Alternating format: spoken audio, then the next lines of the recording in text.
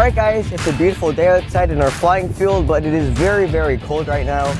But I do have the P-47 all plugged in and everything is ready to go. It looks like everything is working. Elevator's working, rudder's working. Throttle is functional. So yeah, let me bring this bird out to the runway. See what you can do.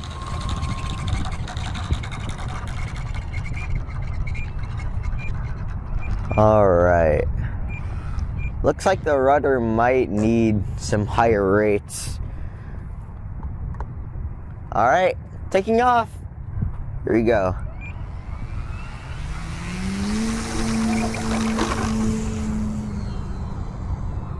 Retract's going up.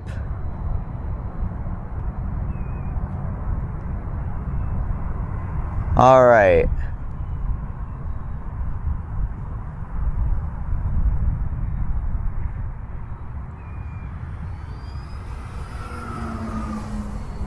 Wow. Okay. So definitely need some expo. I can manage with this, but for future note, this is definitely going to need some expo.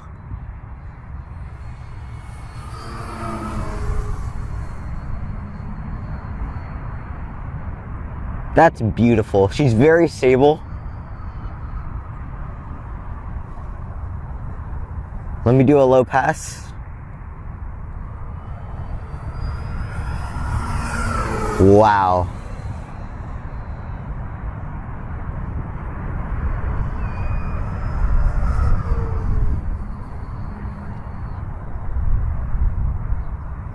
Okay.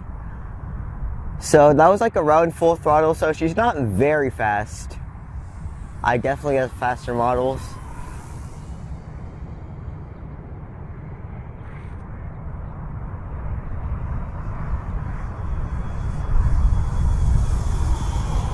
It's also slightly breezy, so that's why you can see like noticeable jittering with the plane. Very slight breeze, but it looks like the plane's taking it. Let me do some inverted. Okay, let me bring that down a bit. Alright, it's a little high, let me bring it down. Yeah, that's just like a nice cruise. Wow, okay.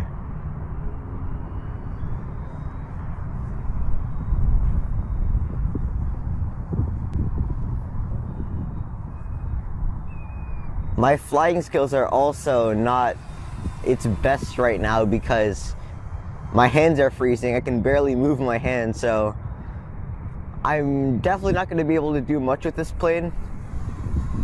And it is a Maiden, so I'd prefer not to anyway. Look at her. That's amazing.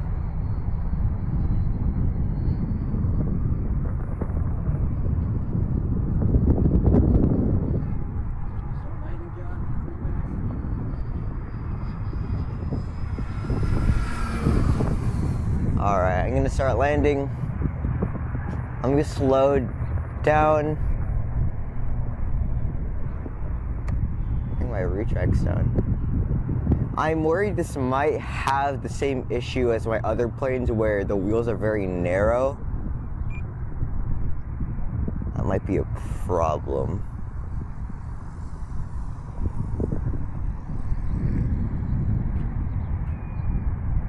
Am I gonna overrun? Get up, get up. Ooh, okay, that's an overrun. Alright, I need to slow down.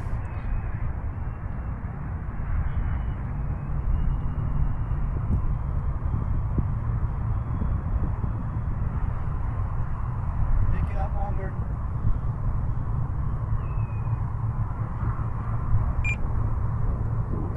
That's better.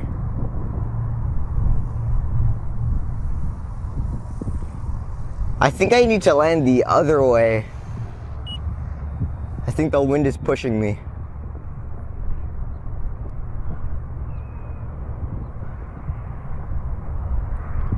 Ooh, this landing's gonna be a problem. Okay, there we go. There we go. Look at that approach.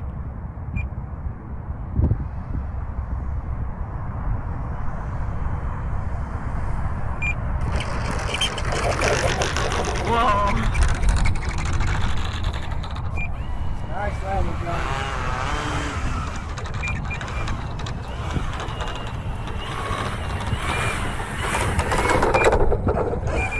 Alright, so that was my maiden flight on the Hangar 9 P-47 model. I just have to say, this is an absolutely beautiful model in the air. She flew beautifully. Everything she did was absolutely amazing. For future reference, anyone watching this, do note to put some expo on this model if you're not used to like twitchy surfaces. It wasn't that twitchy. Like, it's not like, I don't want to compare it to like my E-flite Extra 300 where if you moved the aileron to the right it would do like infinite rolls. That's not like that, but landing was kind of difficult, or not difficult, but when I was trying to land right to left, I didn't notice that the wind was pushing, so that's why you saw me struggling over there. So I had to like pick it up and then fly over and do left to right. It was definitely easier, but yeah, that's pretty much it. So thanks for tuning to John's RC, and if you're new to this channel, feel free to like, comment, and subscribe. Bye guys, we'll see you in the next video. Very nice flight, John. Congratulations. Beautiful maiden. Absolutely beautiful flights. Hey guys, welcome back. I'm Eric. And I'm John, and welcome back to John's RC. Hope you guys are all staying safe, and I hope you're all having a wonderful 2022. And so with the new year comes a brand new plane. So today we're going to be discussing this beautiful P-47 from Hangar 9. This is a plug-and-play model, so as usual, John will talk to you guys about the specs of the plane. I will talk to you guys about the build and any challenges. And since this is the maiden, so we'll flip the video around, and John, good luck with the maiden. All right, bud, why don't you start first?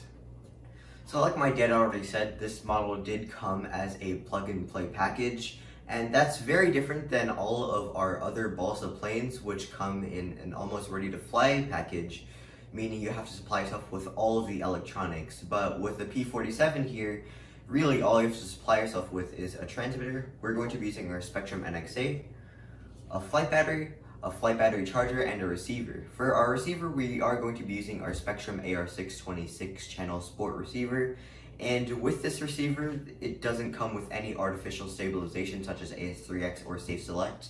It's really just you and the plane, and really I prefer no stabilization on these balsa planes anyway. So yeah, this model has a wingspan of 1435 millimeters. It has a length of 1217 millimeters. And without the flight battery installed, it has a weight of around 5 pounds. It is a 5-channel model, so that means you are going to get your throttle control, aileron control, elevator control, rudder, and your retract. For the power system, our flight battery that we're going to be using is a Spectrum Smart Battery. It's a 4-cell 5000 mAh battery pack. And that's connected to an AVM 60 amp ESC, and that is powering in the front here a 4250 size 600 kV brushless outrunner motor, and it's turning this really cool 14x12 wooden prop. So yeah, that's pretty much it. So now my dad will talk to you about the build process. Awesome, thank you, John. All right, guys, so let's talk about the build. All right, guys, so just as John mentioned before, we are going to be powering this plane using a 4S 14.8 volt battery. It's a 5000 milliamp. This plane, according to the manual, is capable of a 6S 5000 milliamp hour battery without having to change the ESC or anything else or the motor. But you do have to change the prop to another type of prop because this one is only built for the 4S. Now, as far as the build is concerned, if all you wanted to do was fly it on the 4S, which we'll fly it on the 4S, you can probably put this plane together in about an hour. And I say that because really it's just a matter of taking the wings and putting the wing spar in between, just like you always do, and then screwing the wings down, okay? And then it's the same thing, if you follow me over here, it's the same thing for the horizontal fin. So this horizontal fin basically just, it just moves inside the fuse, and then you drop this rudder right on top of it, and then you screw it down from the bottom, okay? It's probably an hour job. Now, however, if you guys want to use this on a 6S, then you do have to do a little bit of a special modification, and that means that you do have to glue the wings together, okay? And you do also have to glue the horizontal tail to the fuse, and then you have to glue the rudder to the fuse as well. Even though we're not going to fly on the 6S, because John wants to fly this thing on a more scale look, we figured since the plane is already apart anyway, it doesn't take that much more effort to actually just glue the plane together. So what we did was we basically picked up 2 epoxy. It's a 30-minute epoxy, and if you guys have never used epoxy before, really there's no science to it. It comes in 2 bottles, right? And you mix equal amounts of the 2 bottles, and then you basically just mix it together, and then you take a painting brush, a glue brush, and then you just glue the 2 halves together, and then you just squeeze it in and let it settle for about 30 minutes, and then after that let it dry overnight. And then the same thing over here. Okay, so the only thing that's challenging when you're trying to glue this together is, now obviously, there's monocoat over here, so you can't really just put the glue on top of the monocoat and then expect it to, to stay in place. So what you have to do is you actually have to take a razor blade and you just have to score, the top of the fin, right? You score the top of the fin, and then you just gingerly remove the monocoat coating, so that way you expose the wood. It's the same thing on the rudder, right? So before you stick it in, you do have to remove a portion of the monocoat, so that way you expose the balsa wood. Then you just rub some epoxy on it, and then you stick it in, and then you just wait about 30 minutes. Now obviously, we waited 30 minutes just to dry, but of course we let it sear overnight.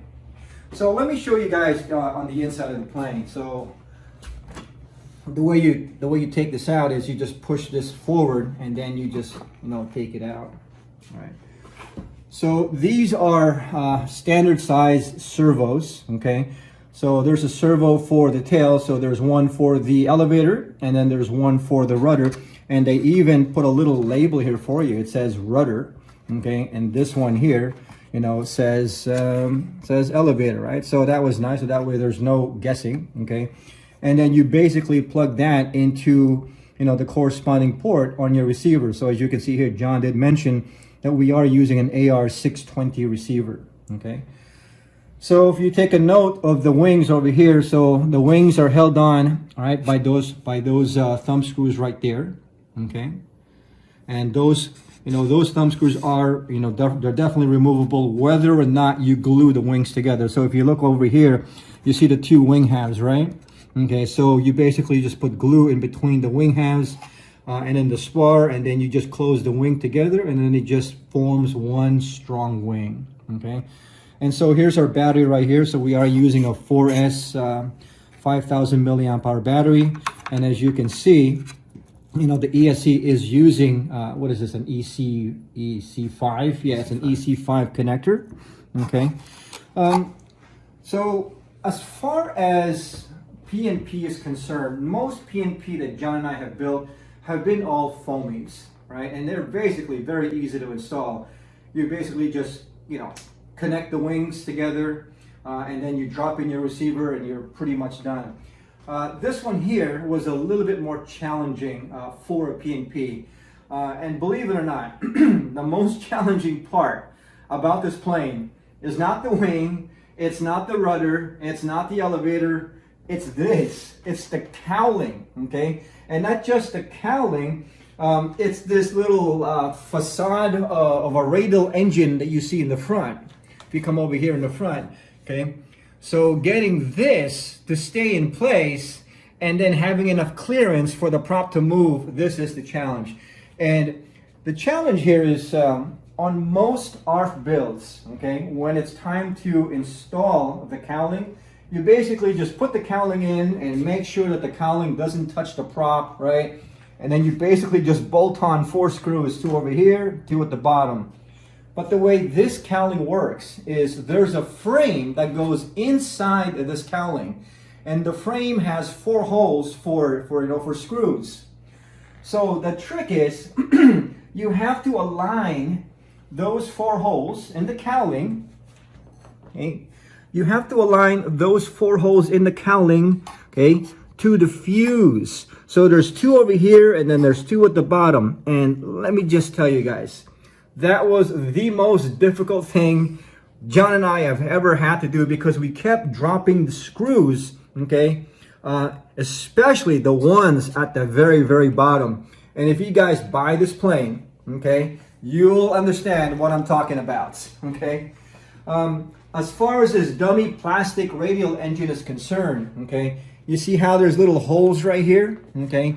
So these holes were not installed. Those holes you actually have to cut out individually yourself. It's a strong plastic thing, so it does take a little bit of force to try to cut that thing out, okay? But once you cut that thing out, it looks really cool. Now, the reason why you have to cut those holes, according to the manual, is for airflow, right? So you can't just stick this plastic thing in there and call it a day. So you do have to cut out those holes. But I gotta say, the hardest part was aligning this plastic fake radial thing so that it doesn't bind with, with the prop. So I think this portion right here took us about as much time as putting the wing and the rudder together, because it really was really cool. It wasn't difficult. Let's just say it was challenging trying to line everything up and trying to get the screws without dropping them on the screwdriver. And I was using a magnetic screwdriver, and I still kept dropping the screws. Very, very difficult. But as John mentioned before, this is our first P&P that's a balsa kit plane. Usually balsa kit planes are usually ARFs.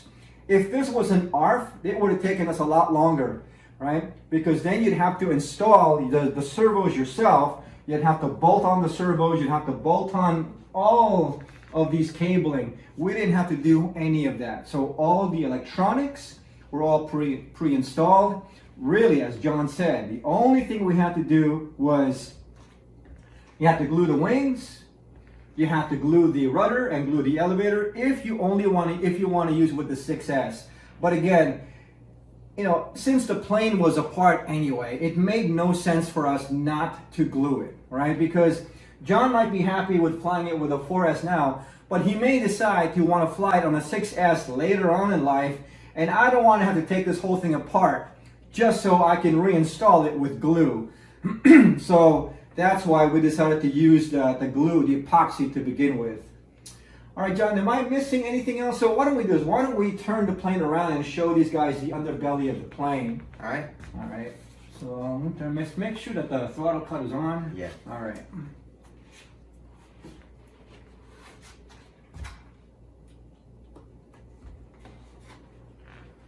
All right, guys, so if you want to come closer over here, so these are the servos that I was talking to you guys about. So this is a standard size servo, and from the looks of this thing, I can't even see it. Oh, it's a Spectrum A391 servo. Okay, it's a Spectrum A391 servo. And again, these servos were pre-installed for us. Now, in a typical balsa kit that John and I do, we had to install not just the servo, but we had to install the control horns, and then we had to center the control horns. I mean, it's a lot of work. But because these were already pre-installed, we saved, literally, we saved hours on the build. So John, show them the retracts again. And again, the cool part about these retracts is we did not have to install it. So these things were already pre-installed. Now, the only thing that I thought was interesting is they gave us a Y cable to take the 2 cables from the retracts and join them as one. and then that would go into your gear port. I believe it's port number 5 for your gear, okay? But they did not do the same thing with the ailerons. They did not give us a Y cable for the ailerons. Normally, when we build our kits, for the ailerons, you know, there's two servos, one on this side, one on this side, and then we take those two servo cables, we plug it into a Y cable to form one cable, and then we plug that into the aileron port. So the only thing that you have to watch out for is they don't give you that cable. You can use that cable, or what you can do is you can just change the programming on your radio to support the dual aileron. So when I say that, it's not just your typical airplane mode. You have to specify that it is a dual aileron build, so that way you have two channels. You have a left aileron channel and you have a right aileron channel. But again, it works just fine. It doesn't make any difference whether you want to use a Y cable or you want to use two separate cables to plug into your receiver. It works the same way. So, all right, John. Well, we built it to the best that we possibly could. Yep. Hope everything goes on well in your flight. So, good luck to you, sir, on your Maiden. Should be fun. All right, guys. Let's go to the field.